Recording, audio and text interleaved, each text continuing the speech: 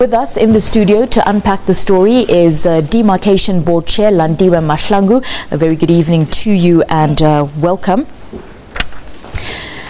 And what I'm going to ask you first is, why is it that the Demarcation Board has chosen to merge Midvaal with Emfuleni and Sasolburg, but is against the merging of Sasolburg and Parys?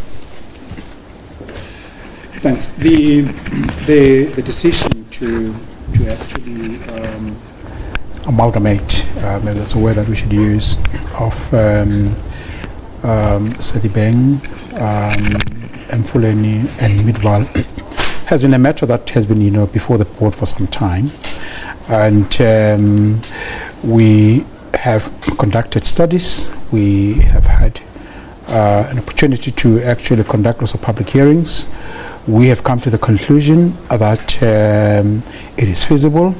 Our view is that, from what it seems, clearly the merger of this municipality would improve their efficiency. But you must remember that we're taking two sets of decision. Part of the measure would be to recategorize this municipality to be a metro, which is basically a category A municipality, which would be able to perform more range of actual functions. Metros, you will recall that basically the best municipal structure, best able to cope with normal areas that are experiencing growth and urbanization. So that's a decision in terms of the metros. With regards to Metsi-maholo and Ngwate, this was a proposal clearly that was before the board, and it actually meant the unification of these municipalities to be one.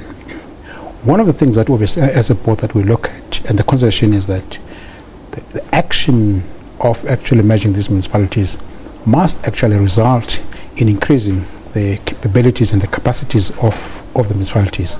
So in other words, none of them should be worse off or should be in the worst position as they were before the merger. On consideration and looking at the various, in terms of the studies that we've done, we found that there's very little complementarities between these two municipalities. There's hardly any. There's very little evidence of functional, linkages. So we then have come to the conclusion that such a merger is not workable. So we rejected it. Okay, so we've established that you've taken this decision then in the best interest of people in order to give them service delivery. Yeah. Would you then say that this decision is devoid of any political nuance? Because people are saying that the Demarcation Board is taking decisions that are favoring the ANC because you're leaving ANC-controlled areas as is, and whereas if you look at Midvaal, the DA stands to lose that metro if this merger or amalgamation goes through. What would you say to that? Well, the board, what drives the board's, decision, you're right, it's what we look at as the long-term interest of that municipality. I know that normally politicians, more often you find that their views are much more short-term and parochial. We are more strategic and we're more long-term. The decision has got nothing to do who is in control, but the decision has got to do in terms as to how best do we organize that space, that area, to be able to cope with the kind of challenge that it actually has, but also to actually ensure that we have a municipal structure suited for an area that is already experiencing high areas of population density, to an area that is already showing very intense, movement of people amongst itself, to an area that is actually, beginning to actually show high level of actually growth.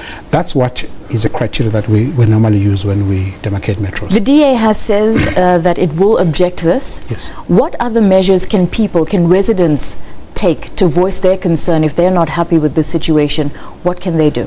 We've already said that perhaps I should explain, and is that we, as part of the legislation that govern this whole process, we clearly have made a determination, but that is still subject to the views of the people that would be submitted to us.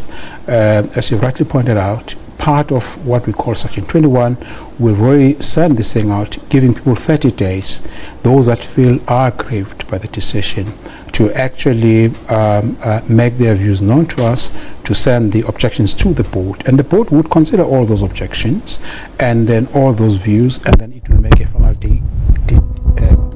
decision once it has actually seen all those views.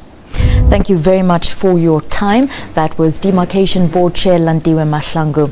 President Jacob Zuma is still considering whether